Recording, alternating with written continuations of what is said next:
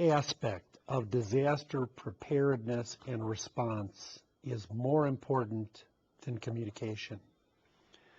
Every organization needs a detailed communication plan. In this module, I will provide research-based recommendations to enable your organization to better prepare for and to respond to inevitable disasters, regardless of where you are located or what your sector of business you belong to. Warnings must come from high credibility sources and be repeated through many media.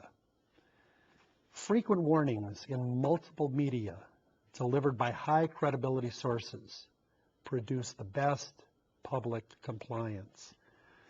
A primary recommendation of the United States Homeland Security Council's report on pandemic influenza includes identifying credible spokespersons at levels of government to effectively coordinate and communicate helpful, informative messages in a timely manner. The public prefers information from a known and trusted source. Trust, confidence, and familiarity are essential to the acceptance of health and safety messages. Studies have found that people usually trust their own doctor in health emergencies. A centralized source of authoritative information is indispensable. A single crisis communication center or incident command center is imperative during a disaster. Usually, the more agencies responsible for managing a crisis, the greater the likelihood of communication errors and problems.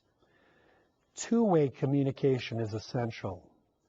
Communication must be two-way during a crisis. Citizens may have need for different information that an agency is disseminating and need to ask questions. Turn to traditional media first. Despite our infatuation with smartphones, tablets, computers, and the internet, studies of disasters clearly show that old media trump new media during disasters. Indeed, radio and television tend to be the most robust, resilient, and useful during a crisis. Polling data suggests the public will turn first to radio and television during a terrorist attack. Ratings for television and radio hit all-time highs during crises. Unleash the power of the internet. The internet is the most powerful new medium in the world. However, the internet can be vulnerable during a major disaster. Following the 9/11 attacks on the United States, the internet was overloaded by web searches and email, and a number of web servers crashed. In New York City itself, internet speeds were not restored until the following week. CNN ditched their normal website and went to a static, non-interactive page during the 9/11 crisis, so their web servers didn't crash. The internet is king, but sometimes it takes an unplanned vacation. Local media trumps national media. Local media are vital during a disaster and typically have the best and most recent information about an unfolding crisis. Multiple media provide the most effective crisis communication. Multiple media are more effective than one medium and provide reliable confirmations on one another. Organizations should use multiple media when disseminating information during a crisis.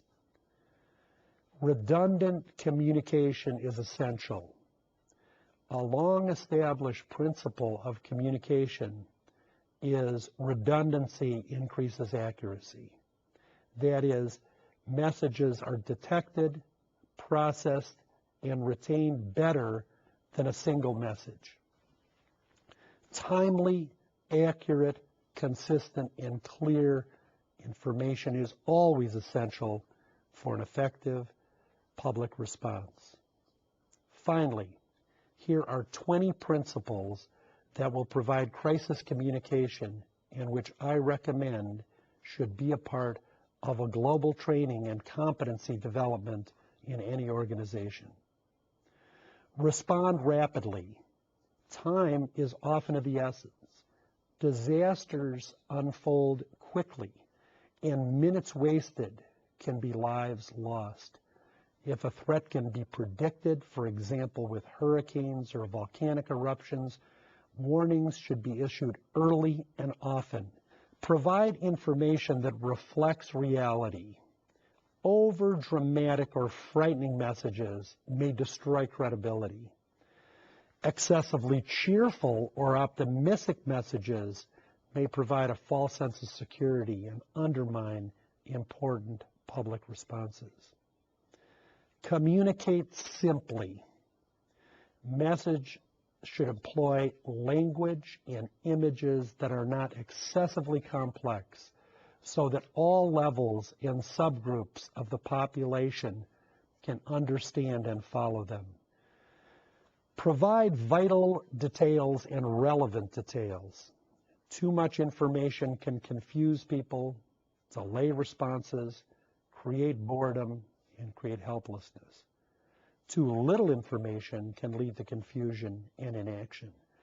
Messages should be crafted to be lean and direct. Give people options if available. Sometimes several responses to a disaster are viable and effective. In an imminent storm, for example, people may choose to seek refuge in a storm shelter or to evacuate. Providing people with viable options is likely to increase the desired response. Provide consistent information from all sources and media. Nothing can be more detrimental than contradictory information. Agencies should obtain information from an operations center and stay true to the message. Contradictory information is confusing and may undermine the credibility of an agency or source. Provide practical instructions that people can follow. Telling people to seek shelter, wear a gas mask, or go to a basement when these options are not available does no good. People should only be told to act in ways they are capable of acting. Avoid sensationalism. Some announcements and media presentations show excessively horrifying details of the crisis that cause fearful overreactions to the crisis. Accurate messages low in drama and sensationalism work best. Generate fear cautiously. Research on fear appeals suggests that while relatively strong fear appeals are most effective, such appeals are less likely to be processed than more moderate appeals. Fear messages need to instill a sense of personal risk without frightening a person excessively. Confirm prior messages. People often rely on direct observation of storms, attacks, earthquakes, floods, and other disasters. This often results in people increasing their risk of injury or death. The desire for people to seek confirmation of threat warnings is a natural but dangerous behavior. It is important that multiple messages confirm the existence of a threat without the need for direct observation. Facilitate families. Most people's first instinct during a crisis is to unite with their families, and particularly to secure the safety of their children. Thus, connecting family members is essential to a functional public response. Avoid false warnings. Frequent warnings incapacitate responses. The more frequent the warnings, the less people attend to them. Warnings of a disaster are issued about once a day in the United States, making them easy to ignore. The experience in the United States with Homeland Security threat warning system has been a general failure. Hundreds of elevated threat levels have resulted in no terrorism incident. The result is that Americans universally ignore the threat level and go about their daily business as if no warning was ever issued. The lesson: warnings will do more harm than good if they are excessive. Use warnings only for the most imminent threats. Target messages to loved ones. Many people are virtually impervious to threats against themselves, but will respond favorably to threats against their children or their spouse. A tried and true principle of persuasion is that messages, particularly risk messages, targeting a significant or a valued other, produce a greater effect than targeting messages at the person themselves. The need for evacuation, immunization, or sheltering may be more effective if targeted at family members. Promote interpersonal communication. Inevitably, people use their social network to communicate with friends, family, and acquaintances at home and at work. This communication may be problematic or beneficial. Agencies can maximize the benefits of mass media by expanding the reach of their mass media messages through interpersonal communication. Communicate to children. Surprisingly, children are often vital links during a disaster. Parents should take an active role by teaching children appropriate responses during any emergency. Partner with health professionals. Enlist help from physicians and the healthcare system. Most disasters create crises for healthcare delivery. Consequently, virtually all disaster and crisis planning needs to include the healthcare delivery system as a partner. Furthermore, because people trust their own physician, having pre-recorded contingency message recorded by physicians available on mass switchboard emergency numbers could significantly increase the credibility of messages. Automate telephone warnings. Having a ready source for outsourced phone banking of all calls. Having scalable, automatic telephone messaging systems and targeted emergency telephonic notification systems in place is a vital form of notification for response. The CDC found it was able to do this during the anthrax attacks in the United States. Get feedback. Before, during, and after an event, it is essential to find out what the public and various constituencies are thinking, feeling, and doing. The public should be able to contact your agency via telephone, texting, tweets, or emails. Agencies should have multiple input channels and have actual people to monitor and synthesize feedback on a continuous basis. Triage and classify everything. In a disaster, prioritize the most important issues. The most seriously injured should be treated first. Provide choices. By their very nature, people want a choice of responses during a disaster. Indeed, people like to believe they themselves are in charge and become resistant and reactive when they feel they are controlled by others. When possible, the public needs to be given more than one option for responding to disaster contexts. These 20 principles must be practiced within 5 basic strategies. 1, provide a plan. People want planning. One study found that 60% of the American population believed that the harm caused by a terrorist attack in their community could be reduced a great deal or a lot by preparing ahead of time. 2, create networks and connections. One of the most powerful forms of communication are connected human networks, especially between public information officers, health officials, and scientists.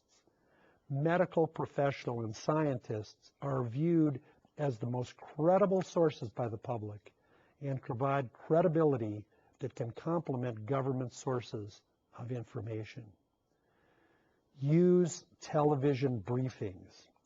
During the anthrax attacks on America in 2001, the U.S. Center for Disease Control used intermittent telebriefings with transcripts rapidly uploaded to a website for use by the media and the public. 4, do a database. Develop an information website about the disaster and refer media inquiries to that database. This will prevent answering the same questions 1,000 times. The United States Center for Disease Control recommends a coordinated and current source of information for all inquiries. 5, provide counseling. Individually and collectively, disasters cause distress and psychological trauma. Victims, first responders, health professionals, reporters, and even organization managers suffer anxiety and stress after a crisis. Worst, studies show that the greater exposure to media coverage of a disaster is associated with increased distress. The causal direction, however, is unclear. The most distressed individuals may have sought the most media. However, one thing is certain. Viewing coverage of terrorist attacks or natural disasters does not appear to lower distress and promote adjustments. In this module, we have examined what you and your organization need to know about how to prepare for the inevitable disasters that can and will occur. Your government agency, college, business, or community need to plan for such contingencies. The most dangerous responses are fatalism. That is a belief that death and suffering are inevitable, and complacency that nothing can be done. Your proactive response can reduce injuries, save lives, and may be the difference as to whether your organization and its people survive. As a final reflection, natural disasters are mostly difficult to prevent, but man-made crises and conflict are not. We must insist on promoting solidarity and cooperation with the most disadvantaged members of our global community if we want to decrease tensions and reduce inequalities of income, education, health, and well-being across borders.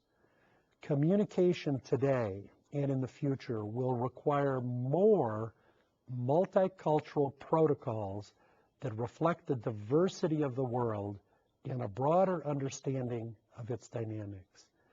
That is why global knowledge will have to become an integral part of all educational and training curricula in schools, and universities around the world.